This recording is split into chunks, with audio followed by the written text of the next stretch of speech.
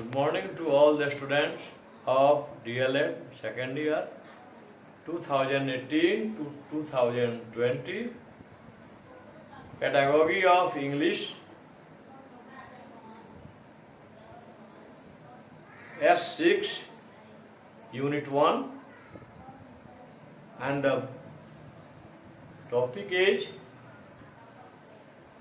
Teaching of English as a Second Language. Lecture number 8. In our previous classes, we have discussed about constructivist approach and communicative approach. Today, we shall discuss about a structural approach of teaching learning English.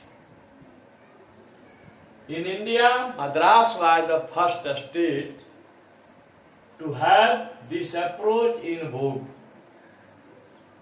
Bharat में तत्कालीन मद्रास एक ऐसा राज्य था जहां पर यह विधि इन भोग में थी, पॉपुलर थी, प्रचलित। लेटर ड्यूरिंग द 60s, बाद में 60 के दशक में this approach was popularized by the Central Institute of English, Hyderabad, in the rest of India.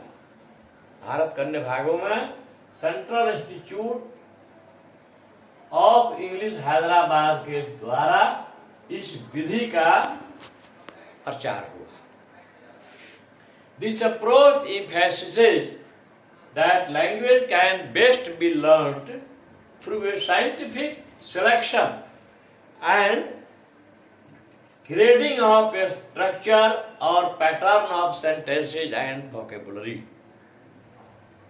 Yesterday, we are discussing about a structure of English, how it differs from the structure of Hindi and Sanskrit. In English, we saw that the pattern, structure pattern is SVO, subject, verb, object. In Hindi, we saw that SOV. In Sanskrit, both of these patterns are applied. SVO means पहले subject, तब verb, तब object. जैसे मैं चाय पीता हूं तो I take T, लेकिन इसी को हिंदी में जब हम कहते हैं तो हिंदी में हो जाता है कि मैं चाय पीता हूं, यानी ऑब्जेक्ट सब्जेक्ट के बाद हो जाता है, वर्ब लास्ट में जाता है। उसी तरह संस्कृत में दोनों चलता है। संस्कृत में है SVO भी चलता है, SOV भी चलता है। जैसे अहम पुस्तकम पठामि, इसमें जो है सब्जेक्ट भी है और ऑब्जेक्ट है तो वर्ब है, और SOV भी होता है, SVO भी होता है। जैसे अहम पठामि पुस्तकम, दोनों चलता है। आइए आज हम लोग इस अप्रोच के बारे में विस्तृत जानकारी प्राप्त करेंगे। It believes that word order or the patterns of forms is of primary importance in learning English because it makes the meaning very clear. जो स्ट्रक्चर होता है, जो फॉर्म का पैटर्न होता है, जो वर्ड ऑर्डर होता है, वह बहुत महत्व का होता है इंग्लिश सीखने में, और यह हमारे अर्थ को, हमारे कॉन्सेप्ट को अधिक क्लियर करता है। It gives more importance for forming of language habits, यह भाषा संबंधी आदतों के निर्माण में को अधिक महत्व देता है। It regards speech as important as reading and writing, पढ़ने और लिखने के समान ही यह स्पीकिंग को भी उतना ही महत्व देता है। it lays a lot of importance on the use of structural words. यह स्ट्रक्चरल जो वर्ड्स हैं उनके प्रयोग पर अधिक महत्व देता है। स्ट्रक्चरल वर्ड्स आप लोगों को क्लास में बतलाए हैं। Structural words are those words that contain nouns, pronouns, auxiliary verb, preposition, conjunction, determiners, etc. Let's see a conversation. एक बातचीत को हम लोग देखें। Mrs Lal, good morning children. Children, good morning ma'am. Mrs Lal, showing a basket to the class. वर्ग में basket दिखाते हुए, टोकरी दिखाते हुए पूछते हैं व्हाट इज दिस। रहीम कहता है ए बास्केट। इससे लाल कहते हैं answer in A complete sentence and not in A phrase और वर्ड। एक शब्द में उत्तर आप मत दीजिए, फ्रेज में उत्तर मत दीजिए, कंप्लीट सेंटेंस बोलिए। निकेत कहता है इट इज ए बास्केट, यह एक टोकरी है। If we consider the above conversation, the following points will be calculated. यदि हम उपर्युक्त बातचीत को देखते हैं तो निम्नांकित बिंदुएं सामने आएंगी। Teaching of a structure does not need knowledge of any grammar of a subject या लैंग्वेज। यानी स्ट्रक्चर को पढ़ाने के लिए किसी भी भाषा के ग्रामर का स्पेशल ज्ञान होना जरूरी नहीं है। दूसरा, the teacher teaches many types of structures. शिक्षक जो हैं बहुत प्रकार के स्ट्रक्चर के बारे में बतलाते हैं। He gives importance to the mastery of structures. वह स्ट्रक्चर पर मास्टरी को महत्व देते हैं। Mastery of structure is more important than vocabulary. Vocabulary शब्दकोश से बढ़कर अधिक इंपॉर्टेंट होता है स्ट्रक्चर पर मास्टरी करना। स्ट्रक्चर का हिंदी शाब्दिक अर्थ होता है संरचना। आइए दूसरा एग्जाम्पल है। Let's see another activity. Mohan is there. Is Mohan there? There Mohan is. If we see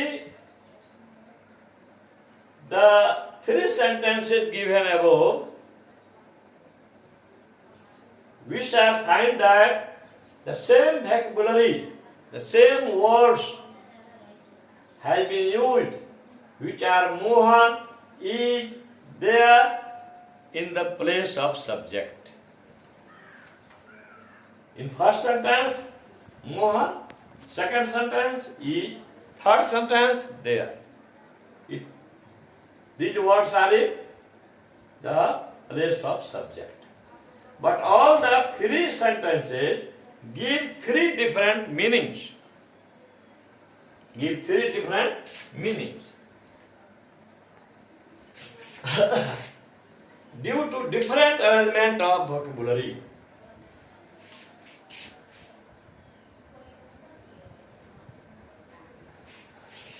लेकिन ये तीनों वाक्य जो है तीन अर्थ को अलग अलग दिखलाते हैं। पहले का अर्थ है मोहन कहाँ है। दूसरे का अर्थ है इज मोहन देयर, क्या मोहन वहां है। देयर मोहन इज, वहां पर मोहन है। तीन सेंटेंस तीन डिफरेंट अर्थ को दिखाता। Three sentences are showing three different meanings. It happens so because the structure of words among these three sentences are different.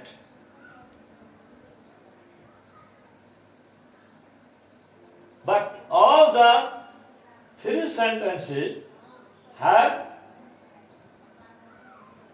only these three words. Is Mohan there? या Mohan is there. या there Mohan is.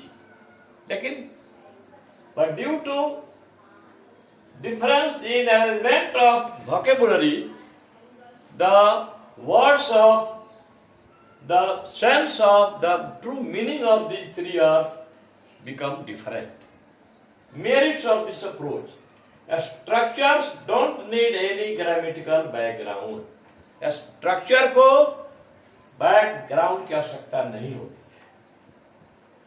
व्याकरणिक background की आवश्यकता नहीं होती। दूसरा,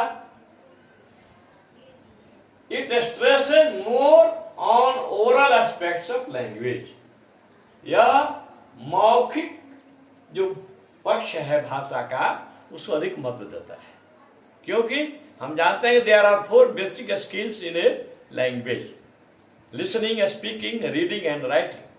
So this approach stresses, gives more importance to oral skills, means listening and speaking. Third number, it extracts. तीसरा है, knowledge remains stable in minds of the students. छात्रों के दिमाग में जो नॉलेज इस तरह से प्राप्त होता है कन्वर्सेशन के द्वारा, वो अधिक अस्थायी होता है। They don't forget it and this approach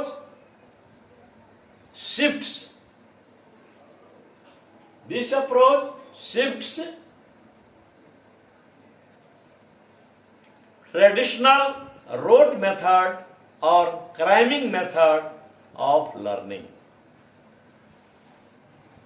यह अप्रोच जो है उसको दूर करता है। Next, it is based on scientific facts. यह वैज्ञानिक कारणों पर आधारित है।